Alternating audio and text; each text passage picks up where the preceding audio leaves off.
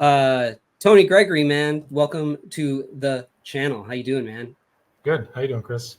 I'm doing really good. People have seen your work in things like Dust Pirates and the worst the what I'm losing The it worst now. dudes. The The worst worst dudes. dudes. That's it. What you did with Aubrey Citizen. Yeah. I loved that book. That was so much fun.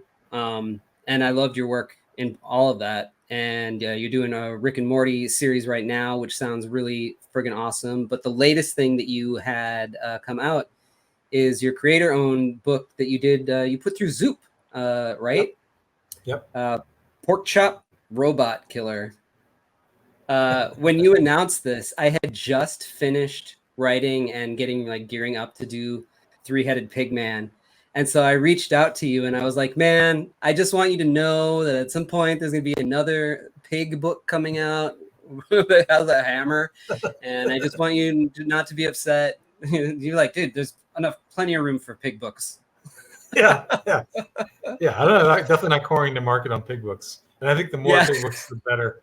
The more that we can appreciate and respect the pig as opposed to eating them and denigrating them, the better. Oh, man.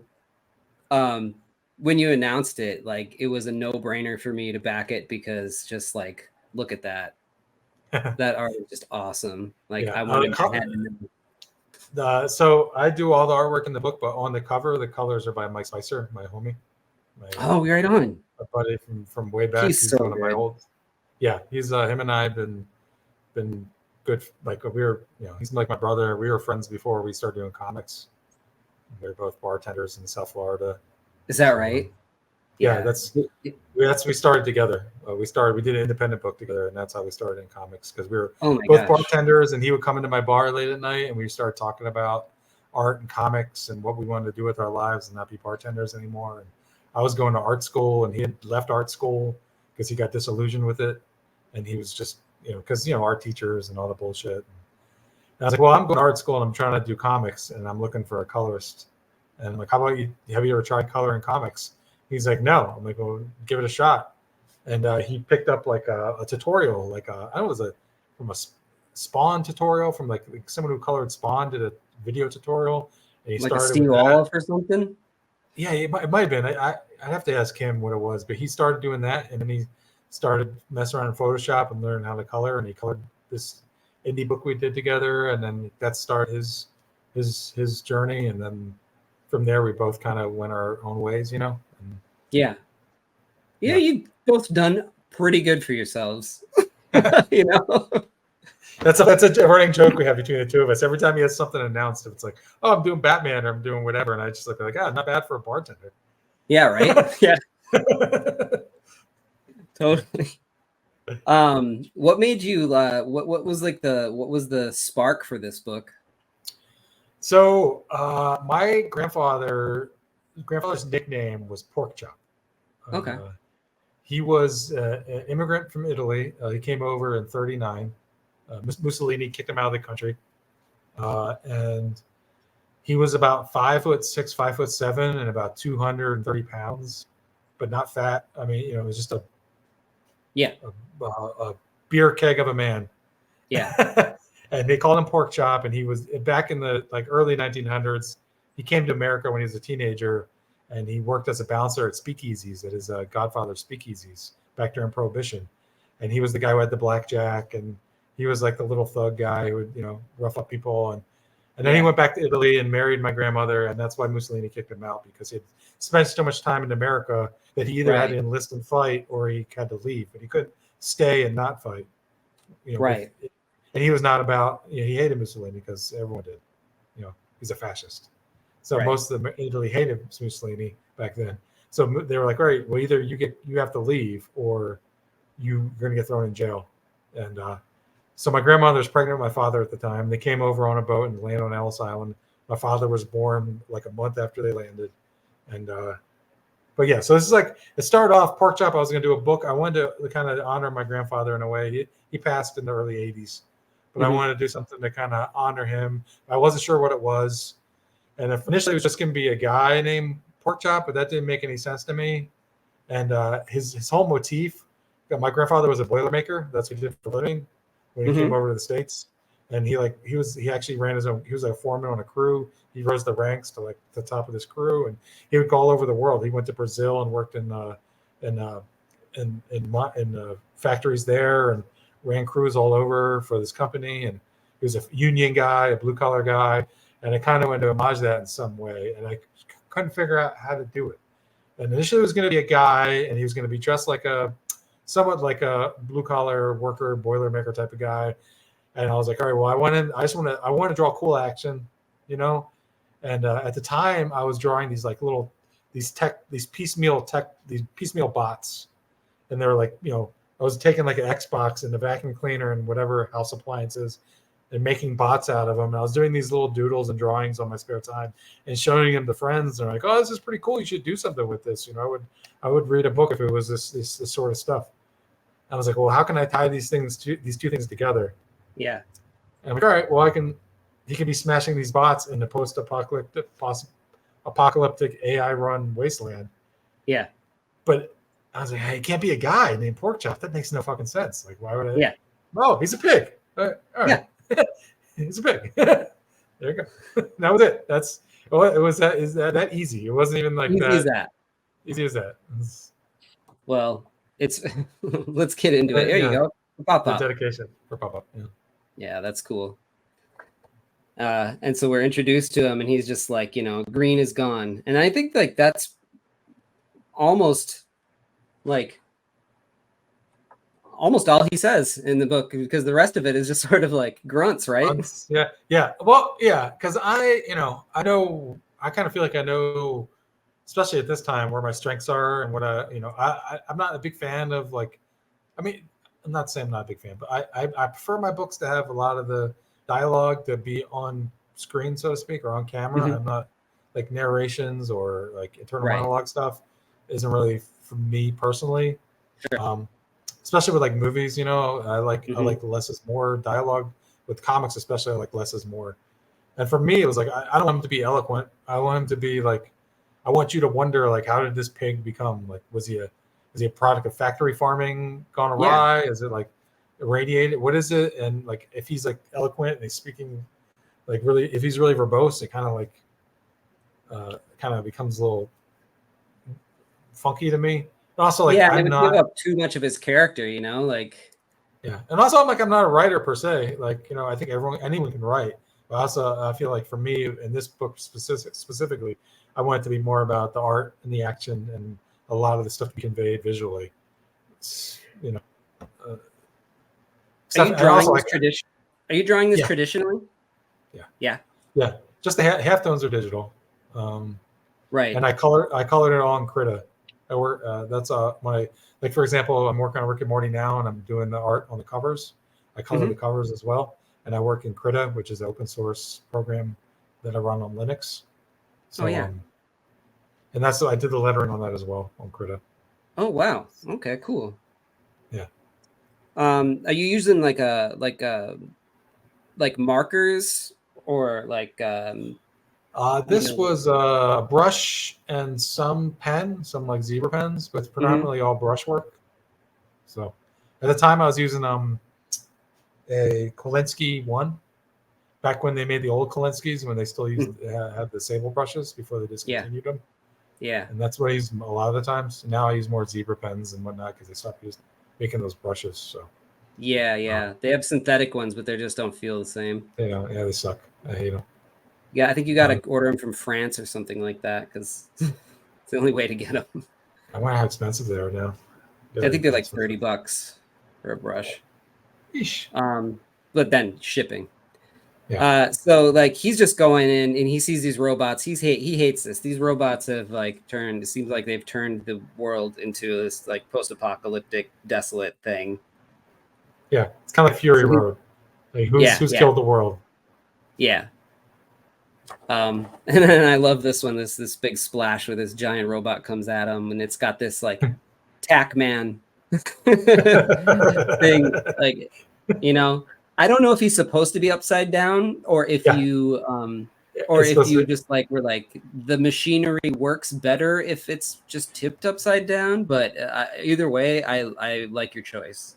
Yeah, it was a little bit of both. I mean, it tended to be upside down, obviously, but also it does work better upside down because I also feel like the AI that runs it would not care, if it's upside down or if it's right side up, because it's not immaterial to the AI, like because it's not, it doesn't intend for the person to play the video game, So yeah.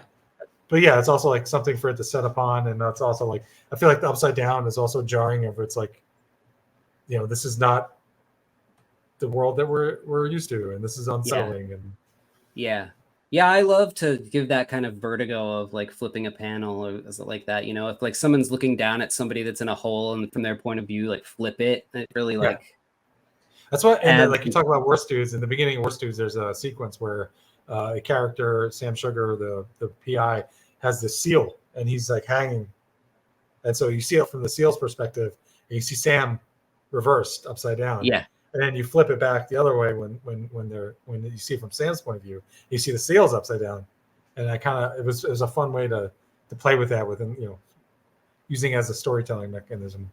Yeah, that's awesome, man. I see you did some like ink wash in here too. Yeah, I think at this period of time, because I drew this so that the origin of this was I did this in like 2017. I started this and I did like the first 30 pages or so. I had a Patreon and I was doing a page a week and I was putting it up on my Patreon, and then around 2018,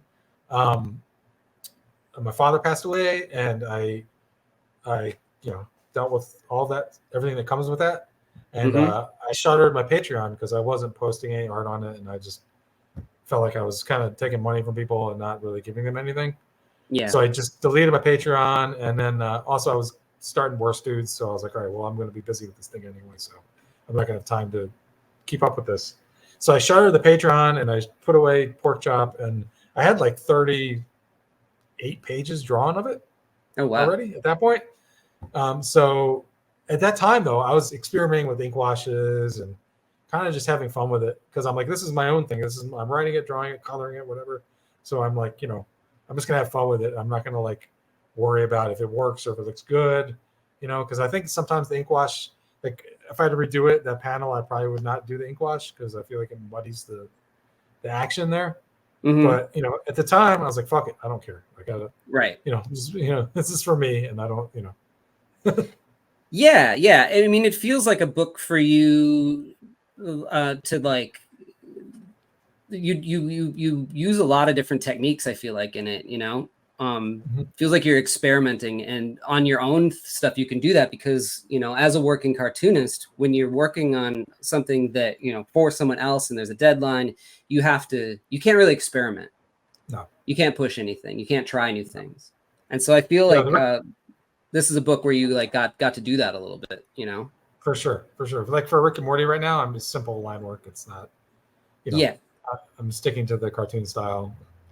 So so here he infiltrates the giant bot. He sneaks into the washer and dryer portion of it, and he hooks up his little is like a Sirius XM kind of interface thing that they used to have in your car.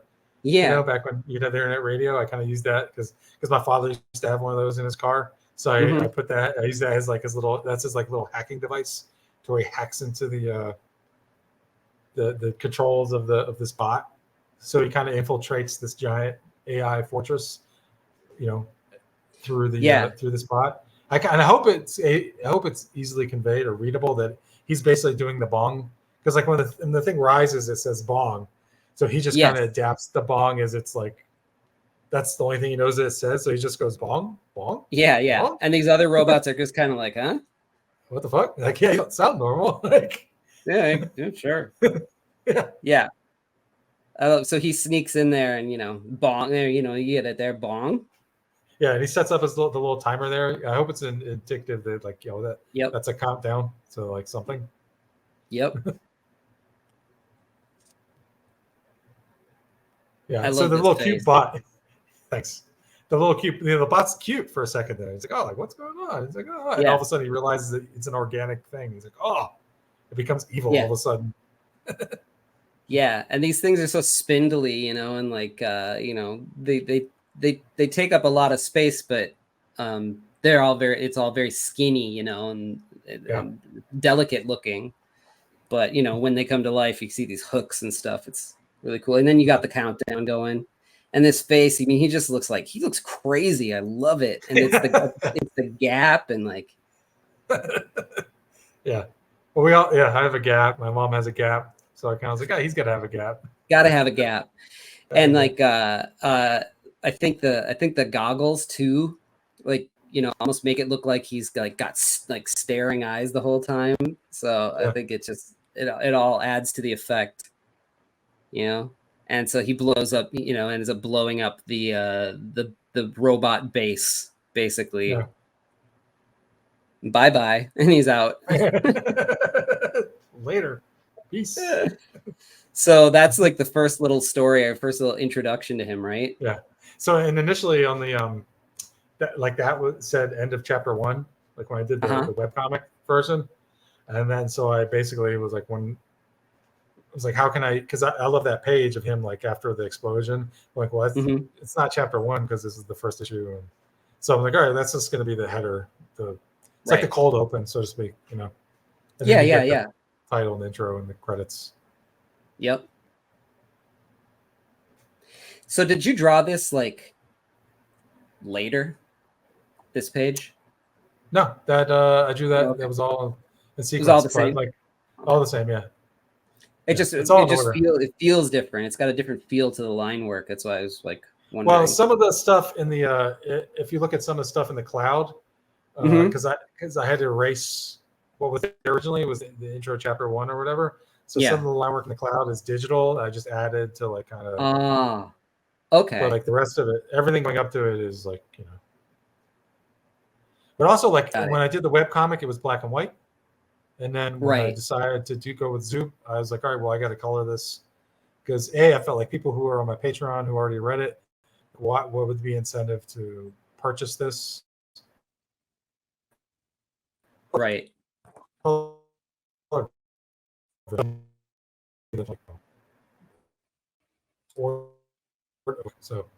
some of it, like when I went in, I was coloring.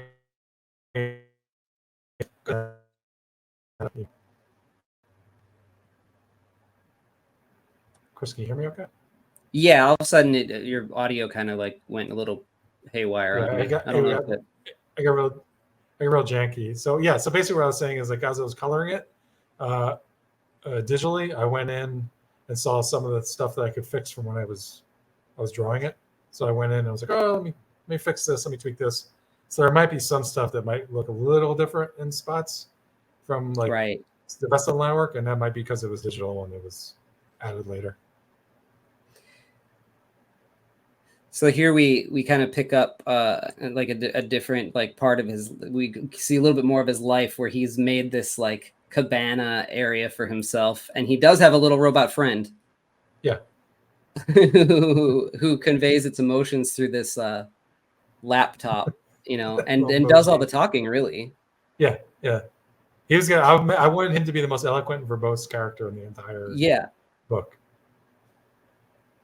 Yep. And also like I want his dialogue to look like almost like like a text from your smartphone or something. Yeah, like the rectangle. Mm-hmm. Yeah, that's cool. And apparently Porkchop loves fries, so this guy's like making him fries. Also, yeah, because like the easiest thing to grow is potatoes probably in this landscape too. So it's like, Also, who doesn't love fries? I mean, I don't know anybody who doesn't, and anybody who doesn't is probably a monster.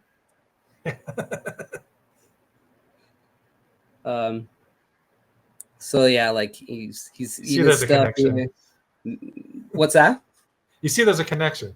Yeah. Porkchop hates robots, but for some reason, this robot is different than the rest, and because he makes fries. He makes fries, and also because I have the whole thing plotted out and kind of written, so to speak. So there's a reason why he's different, and that comes to be revealed later as the story goes. Okay. Okay. So as the robot sleeps, he gets up and puts on he put headphones here. It's like scuba gear, like okay. And like down into the water he goes, lagoon, and into like like an underwater cave. Oh, this is cool. I like how you colored the underwater scenes here. Thanks. And I think the ink wash worked really well for like the underwater stuff here too. Thanks. Yeah, it works. I think it works in some spots. In some spots, I feel like it's a little like overdone, and that's how I feel about ink wash most of the time. You got to try. You got to try stuff out. Yeah.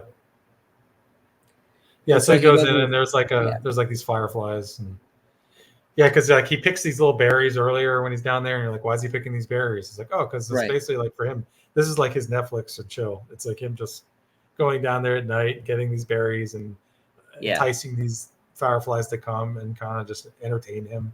Yeah, he feeds them, and it's kind of like having a moment for himself. Yeah. And then we jump here to this footprint. I take it, right? Yeah. And we got these like robots buzzing across the landscape, made of different things. Yeah. And then they're following this like moose looking thing here, to be continued, and that's what the footprint was from. Yeah, that is a character. It's kind of an inside joke with me and my buddy Kevin Cuff, who wrote Dust Pirates. He jokes around that I live in Montana, and like you were just discovered, my internet went out for a second, and my internet is janky. He's like, is your internet on like the back of a moose or something? Because you live in Montana. I'm like, yeah, I have an internet moose, the net moose. That's right. So that is the net moose. It's basically like a internet hotspot for the AI, and you'll come to see that he, like in the second issue, he is a combination. He is like a cyborg moose where like the AI has kind of co-opted him and taken him over to like make him like an internet hotspot. So where he goes, all these drones follow. They got to follow pretty closely. Yeah. Yeah. And those are just like sketches of bots that I had done. Some pinups by that's by Dave Johnson, a local artist here in Missoula. He's an award-winning RPG creator. Cool. And then Jade Louder, who's another Montana artist. He does a book. You go to Jade Louder's Instagram. He has a book.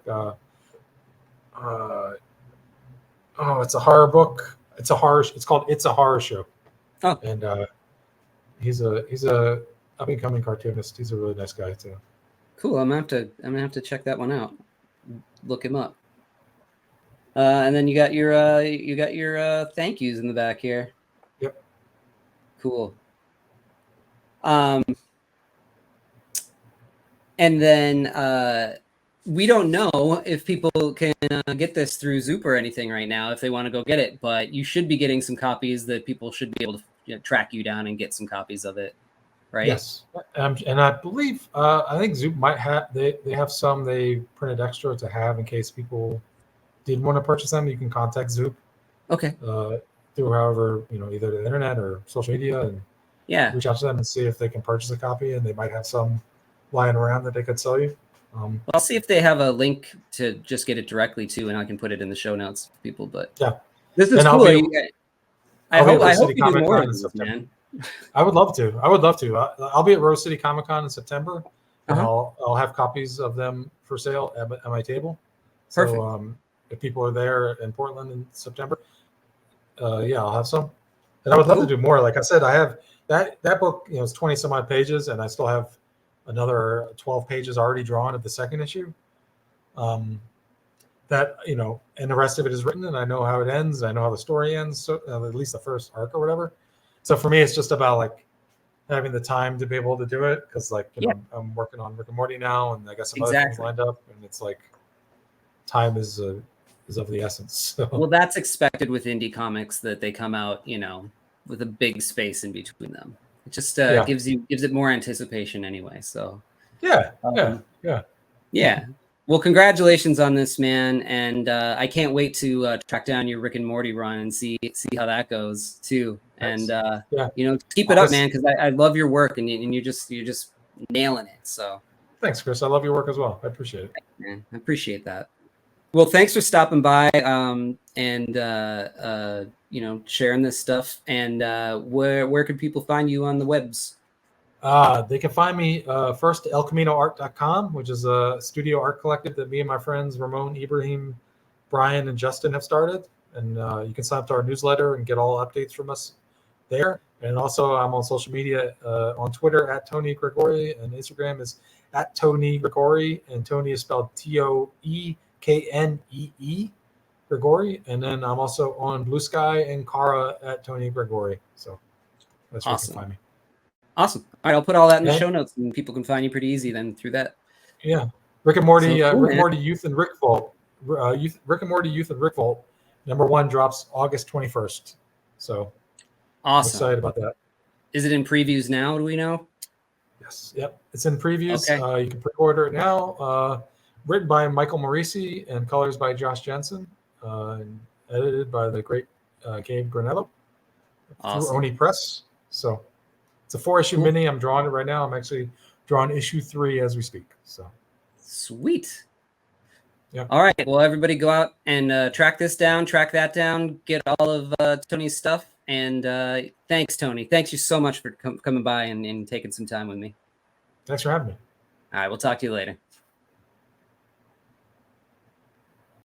Join my Patreon to see my work before anyone else, plus score physical sketchbooks, mini comics, and commissions delivered right to your door, and reading my new books, Something Seems Off and Three-Headed Pigman, as they are made. Go to my website to order original art, commissions, and my books, Lost Angels, Spectral: A Showcase of Fear, Chaotic Neutral, and more.